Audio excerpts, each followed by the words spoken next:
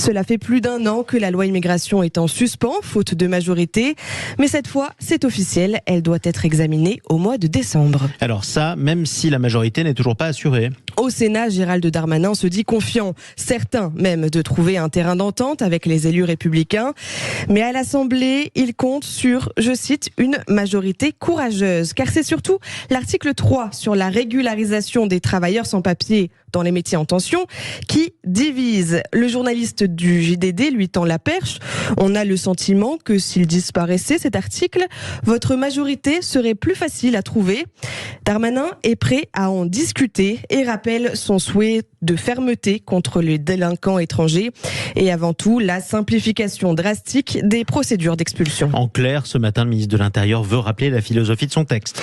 Mes deux grands-pères se sont assimilés par le travail et l'amour de la France.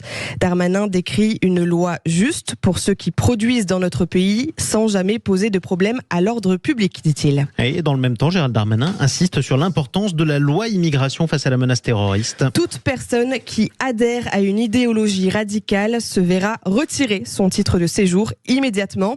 Ça, c'est le dernier ajout au texte depuis l'attaque à Arras. Le risque principal, c'est le risque à l'intérieur, insiste le ministre.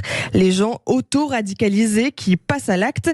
Mais il reconnaît aussi une connaissance limitée de la menace venue de l'extérieur. Les Américains et les Français se sont retirés des théâtres d'opération où il y a des entraînements, des financements, des cellules terroristes.